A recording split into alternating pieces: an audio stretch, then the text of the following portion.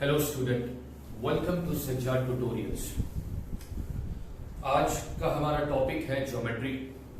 Geometry का chapter number first, basic concept in geometry.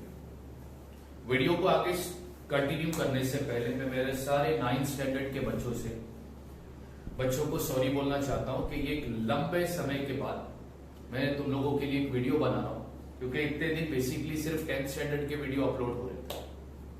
तो 9th standard के student ये सोच रहे रहेंगे कि सर शायद भूल गए हमको, बट ऐसा नहीं है बच्चों।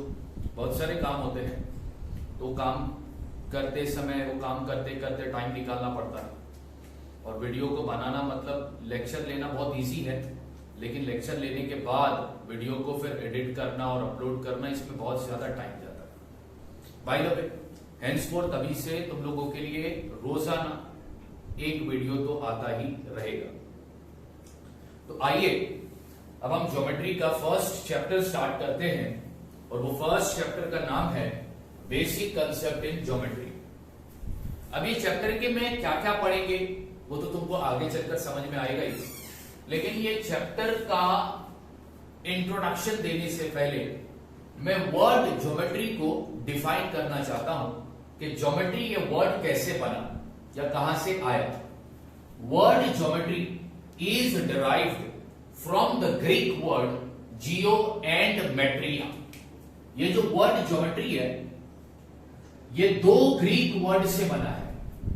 वर्ड ज्योमेट्री दो ग्रीक वर्ड से बना है। एक ग्रीक वर्ड है जियो और दूसरा ग्रीक वर्ड है मेट्रिया। तो जियो और मेट्रिया को मिलाकर इंग्लिश में एक वर्ड बना ज्योमेट्री। जियो का मतलब होता है अर्थ और मेट्रिया का मतलब होता है मेजरिंग। जियो का मतलब क्या होता है अर्थ और मेट्रिया का मतलब क्या होता है मेजरिंग। ये ज्योमेट्री वर्ड का मतलब है। ज्योमेट्री वर्ड दो ग्रीक वर्ड से बना, जियो एंड मेट्रिया। अब बेसिक कंसेप्ट इन ज्योमेट्री। बच्चों हम लोगों ने बचपन से पॉइंट, लाइन सेगमेंट, प्लेन, इस सारी चीजों के बारे में हमने सुना है। ये सारी चीजें जो है, पॉइंट हो गया, लाइन हो गया, प्लेन हो गया, लाइन सेगमेंट हो गया, ये सारे की सारी चीजें ज्योमेट्री के बेसिक कंसेप्ट है। Line, plane, point, line segment are the basic concept in geometry या are the basic concept of geometry. और ये जो कंसेप्ट है पॉइंट, लाइन सेगमेंट, प्लेन, ये सारे कंसेप्ट को डिफाइन नहीं किया गया है। इसका कोई डेफिनेशन नहीं है। इसका कोई डेफिनेशन नहीं है। पॉइंट तो हमको समझ में आता है, एक डॉट हमने दिया, ये डॉट है, इसको हम क्या बोलते हैं पॉइंट। बहुत सारे डॉट को मिला दो तो क्या बनेगा लाइन। बहुत सारे डॉट है, उनको मिला दो तो वो क्या बन जाएगा लाइन। और लाइन एक ऐसा कंसेप्ट है कि वो इन्फिनाइट है। लाइन फिनाइट नहीं है, लाइन इन्फिनाइट है दोनों एंड से। अब यहां पर लाइन के दो एंड है, एक ये एंड है, एक ये एंड है। तो लाइन जो होती है ना वो इन्फिनाइट होती है दोनों एंड से, यानी वो अनलिमिटेड होती है, उसका कोई एंड नहीं होता। ठीक है। सबसे पहला टॉपिक जो इस चैप्टर में हम समझेंगे वो है coordinate of point and distance. इस चैप्टर का सबसे पहला टॉपिक जो आज हम पढ़ेंगे वो क्या है, coordinate of point and distance. सबसे पहला मैं तुमको कोऑर्डिनेट का मतलब बता, और कोऑर्डिनेट का मतलब बताने से पहले नीचे देखो मैंने एक लाइन बनाई है और उस लाइन पर मैंने नंबर लिखा है। तो इसको हम क्या बोलेंगे, ये कहलाई जाएगी नंबर लाइन। लाइन पर अगर नंबर हो तो वो लाइन को हम क्या बोलते हैं, नंबर लाइन। अब वर्ड कोऑर्डिनेट का मतलब समझो कि कोऑर्डिनेट का मतलब क्या होता है। The number associated with a point on the number line is called the coordinate. The number associated means attached. The number attached with a point Now, in this number line, there are 5 points. Point A, point B, point C, point D, and point E. With every point, a number is attached. Point A के साथ कौन सा number attached है? 0. Point B के साथ कौन सा number attached है? 1. पॉइंट सी के साथ कौन सा नंबर अटैच्ड है? 2. पॉइंट डी के साथ कौन सा नंबर अटैच्ड है? -1. और पॉइंट ई के साथ कौन सा नंबर अटैच्ड है? -2. हर पॉइंट के साथ एक नंबर अटैच्ड होता है और वो यूनिक नंबर होता है, सेम नंबर नहीं होता। तो इस पर्टिकुलर नंबर को क्या बोला जाता है? कोऑर्डिनेट। समझ में आ रही बात? पॉइंट ए के साथ जो नंबर अटैच्ड है 0, वो कहलाया जाएगा कोऑर्डिनेट ऑफ पॉइंट ए। अब कोऑर्डिनेट ऑफ पॉइंट ए क्या है? 0। कोऑर्डिनेट ऑफ पॉइंट बी क्या है? 1। कोऑर्डिनेट ऑफ पॉइंट सी क्या है? 2। कोऑर्डिनेट ऑफ पॉइंट डी क्या है? -1। कोऑर्डिनेट ऑफ पॉइंट ई क्या है? -2। The point which is the number which is attached to a particular point is known as coordinate. तो coordinate का मतलब क्या होता है? नंबर जो पॉइंट के साथ अटैच्ड होता है, यह है कोऑर्डिनेट का मतलब।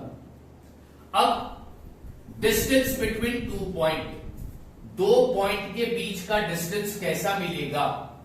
2 पॉइंट के बीच का अगर तुमको डिस्टेंस निकालना है तो तुम्हें ये फॉर्मूला याद रखना होगा, greater coordinate minus smaller coordinate. 2 point के बीच का अगर तुमको डिस्टेंस निकालना है तो तुमको ये फॉर्मूला याद रखना होगा, greater coordinate minus smaller coordinate. Distance between 2 point कैसा मिलेगा? Greater coordinate minus smaller coordinate. उसके बाद में क्या बोल रहा है? डिस्टेंस बिटवीन 2 डिफरेंट पॉइंट, 2 अलग पॉइंट के बीच का डिस्टेंस, 2 अलग पॉइंट के बीच का डिस्टेंस हमेशा नॉन नेगेटिव नंबर होगा। 2 अलग पॉइंट के बीच का डिस्टेंस हमेशा नॉन नेगेटिव नंबर होगा। 2 चीज हो गई। थर्ड पॉइंट क्या बोलता है? If 2 point are not different, अगर 2 पॉइंट डिफरेंट नहीं है, अगर 2 पॉइंट डिफरेंट नहीं है तो उनके बीच का डिस्टेंस हमेशा क्या होगा? 0। अगर 2 पॉइंट डिफरेंट नहीं है, अब फॉर एग्जाम्पल 2 पॉइंट लेता हूं डी, दोनों भी पॉइंट में क्या ले रहा हूं? डी, तो उनके बीच का डिस्टेंस क्या होगा? 0। क्या होगा? 0। बात समझ में आ गई बच्चों? वो तुम्हारी टीचर आ गई थी, वो मुझे हंसा रही थी, इसलिए मैं थोड़ा हंस रहा था। तो 2 पॉइंट के बीच का डिस्टेंस कब 0 होगा? अगर वो 2 पॉइंट डिफरेंट नहीं होंगे। समझ में आई बात? तो मैंने कोऑर्डिनेट का मतलब बताया, ठीक है। सबसे पहला हमने क्या पढ़ा कि अगर लाइन पर नंबर है तो उसको हम बोलते हैं नंबर लाइन, ठीक है। अब यहां पर नंबर लाइन पर पॉइंट है और हर पॉइंट के साथ एक नंबर अटैच्ड है, एसोसिएट है, ठीक है। तो उस नंबर को क्या बोला जाएगा? कोऑर्डिनेट। अगर तुमको 2 पॉइंट के बीच का डिस्टेंस निकालना है, फॉर्मूला क्या आएगा? Greater coordinate minus smaller coordinate. 2 point के बीच का, 2 अलग पॉइंट के बीच का डिस्टेंस, 2 अलग पॉइंट के बीच का डिस्टेंस हमेशा नॉन नेगेटिव नंबर होगा, यानी वो नेगेटिव नंबर नहीं होगा। और 2 सेम पॉइंट के बीच का डिस्टेंस, 2 सेम पॉइंट के बीच का डिस्टेंस 0 होगा। क्या होगा? 0 होगा, ठीक है। ओके,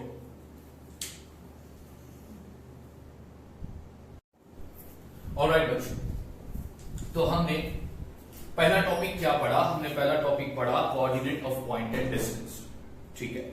अब जो दूसरा टॉपिक अपन पढ़ने जा रहे हैं वो है लाइन सेगमेंट। अब लाइन सेगमेंट किसको बोलते हैं?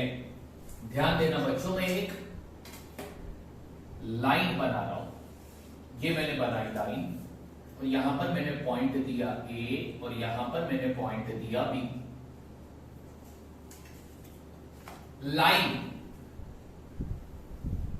लाइन बेसिक कंसेप्ट है ज्योमेट्री का, जिसका कोई डिफाइन नहीं है, जिसका डेफिनेशन बना ही नहीं है, उसको हम लाइन को क्या बोला गया है? Are set of point. Line are set of point. बहुत सारे पॉइंट को जोड़ दो तो क्या बनेगा? लाइन। और मैंने क्या बताया कि लाइन के दो एंड होंगे। लाइन इन्फिनाइट है, फिनाइट नहीं है, अनलिमिटेड है, वो दोनों एंड पे कभी खत्म नहीं होती है। बट यहां पर मैं तुमको समझाने जा रहा हूं लाइन सेगमेंट। अब ये भी पॉइंट ए और पॉइंट बी, इनके बीच में भी बहुत सारे पॉइंट होंगे। अब ये दो पॉइंट को ज्वाइंट किया लाइन में, बट डिफरेंस क्या है? ये लाइन और इसमें, इन दोनों में डिफरेंस क्या है? इसमें दोनों एंड पर एरो मार्क, ये एरो मार्क इंडिकेट करता है कि यहां से भी अनलिमिटेड है, यहां से भी अनलिमिटेड है। बट यहां पर एरो मार्क नहीं है। ये जो लाइन है ये यहां पर भी खत्म हो रही है और इस पॉइंट पर भी खत्म हो रही है। मतलब यहां पर लाइन के कितने एंड पॉइंट है? दो एंड पॉइंट है। लाइन के कितने एंड पॉइंट है? दो एंड पॉइंट है। और यहां पर एंड पॉइंट है ही नहीं, यहां पर एंड पॉइंट है, तो इसको हम लाइन नहीं कहेंगे, इसको हम क्या कहेंगे? Line segment. क्या कहेंगे? Line segment. ठीक है। जिस लाइन के दो एंड पॉइंट होते हैं उसको क्या कहा जाता है? Line segment. और जब एंड पॉइंट नहीं होता तो उसको क्या कहते हैं? लाइन। तो लाइन सेगमेंट और लाइन के बीच में डिफरेंस समझ में आया? ठीक है। अब जो नेक्स्ट टॉपिक है वो है length of the segment.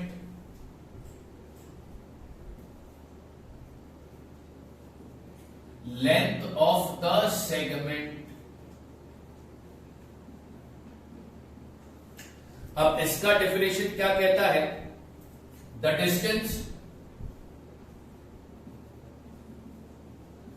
Between the end point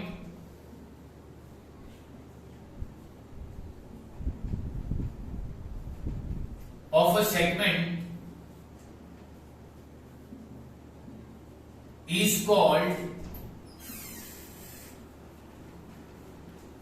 length of the segment. The distance between the end point of a segment is called the length of the segment. अब इस लाइन के दो and point है, point A और point B, ये दो and point है। इन दो पॉइंट के बीच का जो डिस्टेंस होगा, इन दो पॉइंट के बीच का जो डिस्टेंस होगा उसको कहेंगे हम लेंथ ऑफ द सेगमेंट। क्या कहेंगे उसको? Length of the segment. इन दो पॉइंट के बीच का जो डिस्टेंस होगा उसको क्या कहा जाएगा? Length of the segment. Clear? अब नेक्स्ट क्या पढ़ोगे तुम? Collinear point.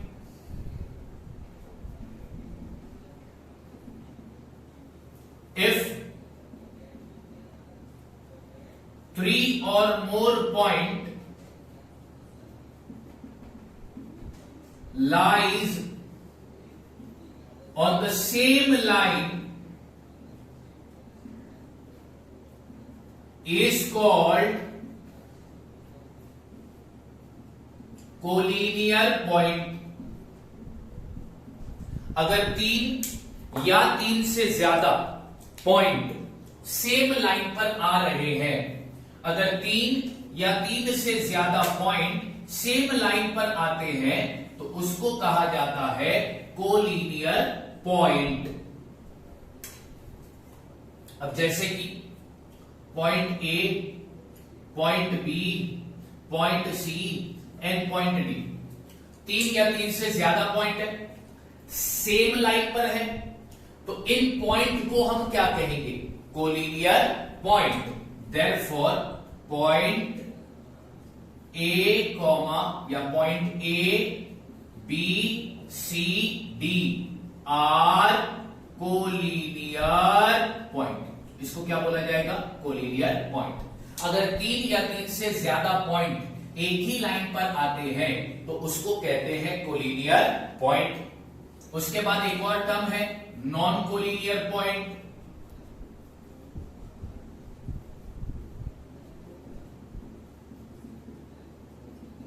If 3 or more point does not lies on the same line is called non-collinear point। Collinear point का बिल्कुल उल्टा है। अगर 3 या 3 से ज्यादा पॉइंट एक लाइन पर नहीं आते हैं तो उसको बोला जाता है नॉन कोलिनियर पॉइंट। अगर 3 या 3 से ज्यादा पॉइंट एक लाइन पर नहीं आता है तो उसको बोला जाता है नॉन कोलिनियर पॉइंट। तो मैंने तुमको कोलिनियर और नॉन कोलिनियर पॉइंट का मतलब भी बता दिया और मतलब लिखा भी दिया। ठीक है, कोलिनियर और नॉन कोलिनियर। अच्छा, यहां पर कितने पॉइंट की शर्त रखी है? अब तुम बोलोगे सर ये तो 2 पॉइंट है, तो क्या ये कोलिनियर पॉइंट हुए? नहीं। कोलिनियर पॉइंट होने के लिए एक लाइन पर कम से कम कितने पॉइंट चाहिए? 3। कोलिनियर पॉइंट होने के लिए एक लाइन पर कम से कम कितने पॉइंट होने चाहिए? 3। तो वो 3 पॉइंट कहलाए जाएंगे कोलिनियर पॉइंट। तो 3 या 3 से ज्यादा पॉइंट अगर सेम लाइन पर आते हैं तो उसे कोलिनियर पॉइंट कहा जाता है। उल्टा, अगर 3 या 3 से ज्यादा पॉइंट सेम लाइन पर नहीं आते तो उसको नॉन कोलिनियर पॉइंट कहा जाता है। हमने क्या पढ़ा? हमने पॉइंट पढ़ा। हमने क्या पढ़ा? हमने लाइन पढ़ा। Line are the set of point. हमने उसके बाद क्या पढ़ा? कोऑर्डिनेट का मतलब पढ़ा। उसके बाद हमने 2 पॉइंट के बीच के डिस्टेंस को निकालने का फॉर्मूला पढ़ा। उसके बाद हमने लाइन सेगमेंट पढ़ा। उसके बाद हमने लेंथ ऑफ द सेगमेंट पढ़ा। उसके बाद हमने कोलिनियर पॉइंट का मतलब पढ़ा और उसके बाद हमने नॉन कोलिनियर पॉइंट का भी मतलब पढ़ा। इसी कंसेप्ट पर तुम्हारा प्रैक्टिस सेट 1.1 डिपेंड करता है। इसी कंसेप्ट पर तुम्हारा प्रैक्टिस सेट 1.1 डिपेंड करता है। तो आओ अब हम मिलकर करेंगे practice set 1.1।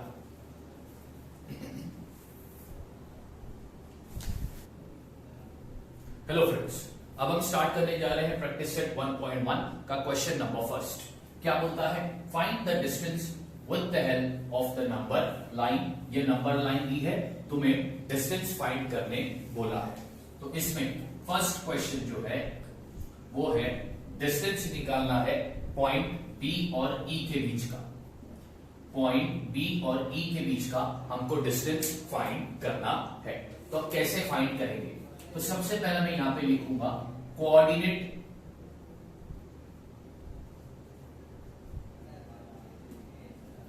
Of point B. Point B का कोऑर्डिनेट यानी पॉइंट बी के साथ कौन सा नंबर अटैच है? 2। फिर लिखूंगा coordinate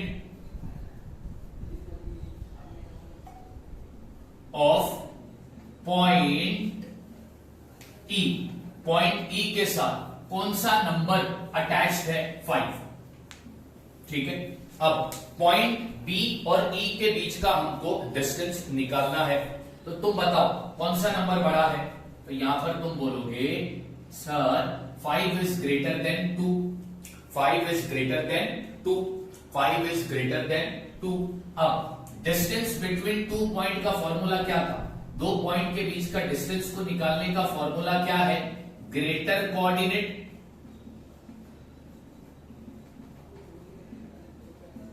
minus smaller coordinate.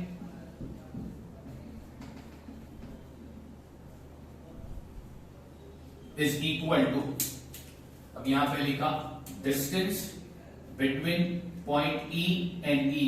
Greater coordinate क्या है? 5 माइनस स्मॉलर कोऑर्डिनेट क्या है? 2।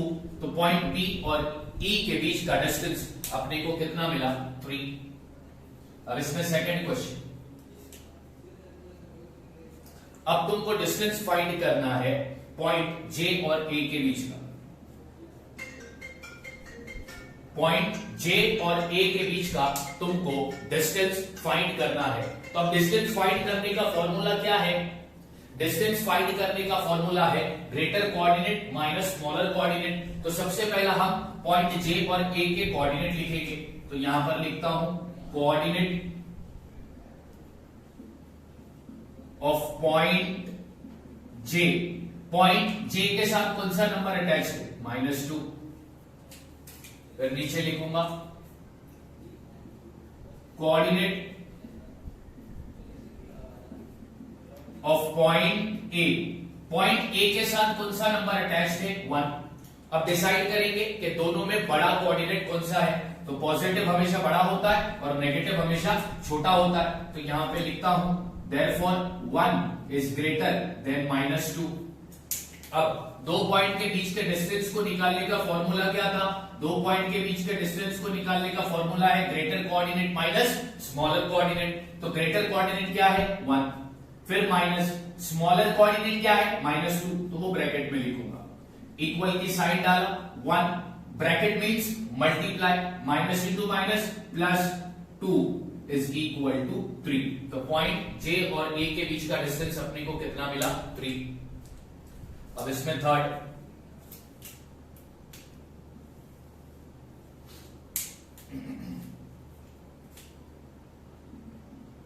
अब थर्ड के दो पॉइंट के बीच का डिस्टेंस निकालने बोला है।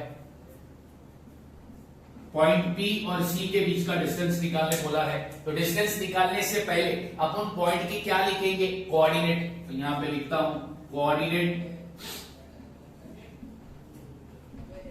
Of point P. अब बताओ पॉइंट पी के साथ कौन सा नंबर अटैच है? -4। अब लिखूंगा coordinate of point C. Point C के साथ कौन सा नंबर अटैच है? 3। अब दोनों में बड़ा कोऑर्डिनेट कौन सा है? तो पॉजिटिव बड़ा होता है और नेगेटिव छोटा होता है। तो यहां पे लिखूंगा therefore 3 is greater than -4। अब दो पॉइंट के बीच का डिस्टेंस निकालते हैं। therefore distance between points P and C is equal to greater coordinate minus smaller coordinate is equal to 3, minus into minus plus 4 is equal to 7। ठीक है, okay. आप लोग वीडियो को पॉज करके ये पूरा कॉपी कर देना।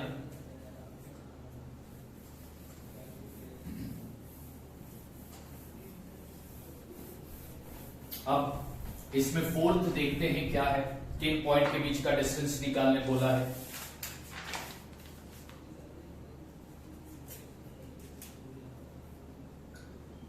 फोर्थ, डिस्टेंस निकालना है पॉइंट जे और एच के बीच का। तो इसके लिए अपने को उन पॉइंट के कोऑर्डिनेट चाहिए। तो यहां पे लिखता हूं coordinate of point J. Point J के साथ कौन सा नंबर अटैच है? -2। फिर लिखता हूं coordinate of point H. Point H के साथ कौन सा नंबर अटैच है? -1। अब फाइंड करेंगे कि इन दोनों में से बड़ा कोऑर्डिनेट कौन सा है। अब ये दोनों भी कोऑर्डिनेट नेगेटिव है, ये दोनों भी कोऑर्डिनेट नेगेटिव है। तो जो छोटा नंबर होगा वो बड़ा होगा और जो बड़ा नंबर होगा वो छोटा होगा। इसका मतलब क्या हुआ? इन दोनों में बड़ा कोऑर्डिनेट क्या है? -1 इज ग्रेटर देन -2। अब डिस्टेंस निकालते हैं। पॉइंट जे और एच के बीच का डिस्टेंस निकालने का formula greater coordinate minus smaller coordinate equal -1 minus into minus plus 2। तो माइनस प्लस क्या होता है? माइनस होता है। तो 2 में से 1 गया तो बचेगा क्या? 1 बचेगा। बड़ा नंबर पॉजिटिव है इसलिए साइन भी पॉजिटिव की रहेगी। तो पॉइंट जे और एच के बीच का डिस्टेंस क्या है? 1। नेक्स्ट, डिस्टेंस फाइंड करना है पॉइंट के और ओ के बीच का। डिस्टेंस फाइंड करना है पॉइंट के और ओ के बीच का। अब उनके कोऑर्डिनेट लिखते हैं, तो अब यहां पे लिखता हूं मैं कोऑर्डिनेट ऑफ पॉइंट के। पॉइंट के का कोऑर्डिनेट क्या है? -3। फिर आगे लिखता हूं coordinate of point O. Point O का कोऑर्डिनेट क्या है? 0।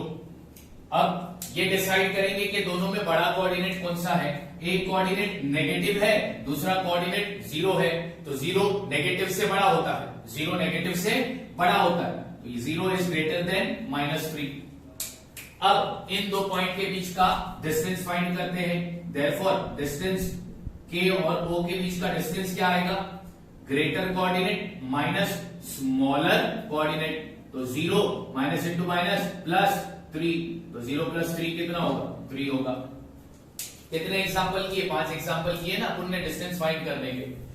देखो रूल क्या बताया था, दो अलग पॉइंट के बीच का डिस्टेंस हमेशा नॉन नेगेटिव नंबर होगा, मतलब वो नेगेटिव नंबर नहीं होगा। तो पांचों एग्जांपल में जो डिस्टेंस अपने को मिले वो सारे के सारे नॉन नेगेटिव नंबर थे। यस और नो? एक और एग्जांपल करा देता हूं, एग्जांपल नंबर 6।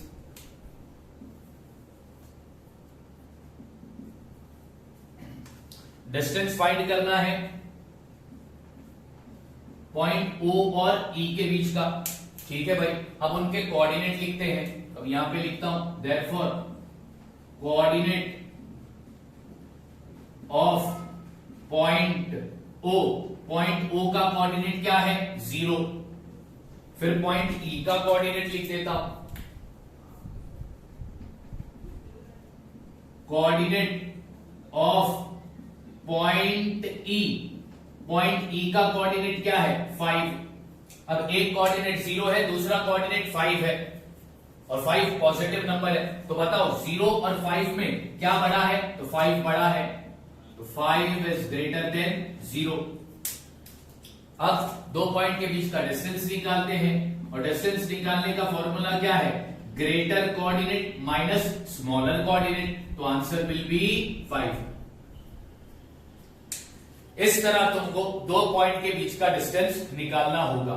तो मैंने 6 क्वेश्चन ऑलरेडी करा दिए हैं, 2 बाकी है, वो तुम लोग खुद कर लेना। तो दो पॉइंट के बीच का डिस्टेंस फाइंड किस तरह किया जाता है ये हमने कर लिया। ठीक है, अब ये भी देखा कि हाँ दो अलग पॉइंट के बीच का डिस्टेंस हमेशा नॉन नेगेटिव नंबर होगा। अब नेक्स्ट वीडियो में मैं इसके आगे के क्वेश्चंस तुम लोगों को कराऊंगा। Till then thank you so much.